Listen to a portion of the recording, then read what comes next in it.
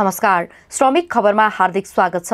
Nepal trade union महासंघ जेफन आबद्ध क्युपेक नेपालले 29औं स्थापना दिवसको अवसरमा जेठ 18 गते योगदानमा आधारित सामाजिक सुरक्षा कोषमा 40 जना निर्माण श्रमिकहरूलाई सूचीकृत गरेको छ।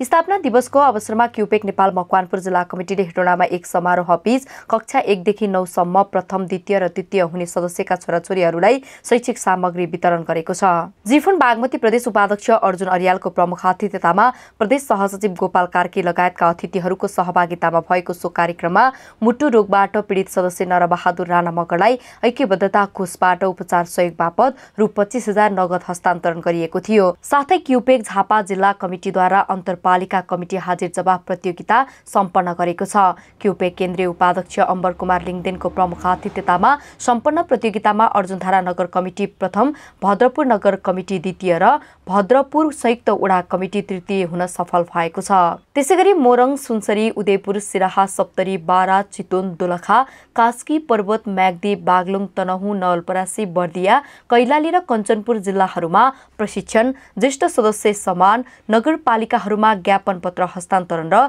शुभकामना आदान प्रदान कार्यक्रमको आयोजना गरी क्युपेक नेपालले स्थापना दिवस मनाएको क्युपेक महासचिव राजेन्द्र विष्टले जानकारी दिनुभएको छ।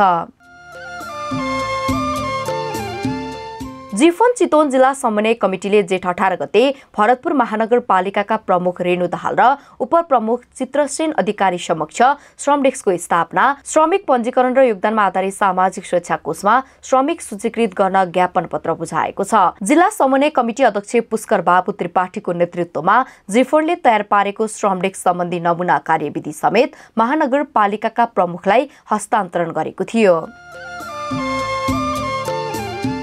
दक्षिण कोरियाको ट्रेड युनियन केसीटीयू र प्रवासी श्रमिक संगठन एमटीयूद्वारा जेठ 18 गते कोरियाको राजधानी सौलमा प्रवासी श्रमिकको स्वेच्छाले कार्यस्थल परिवर्तन गर्न पाउने अधिकार सुनिश्चित हुने कार्य अनुमति प्रणाली लागू गर्नुपर्ने, कृषि क्षेत्रको श्रमिकलाई बिदा लगायत सुविधा दिनुपर्ने, उचित आवासको व्यवस्था गर्नुपर्ने लगायतका 10 बुँदे माग सहित जुलुस प्रदर्शन गरेको छ।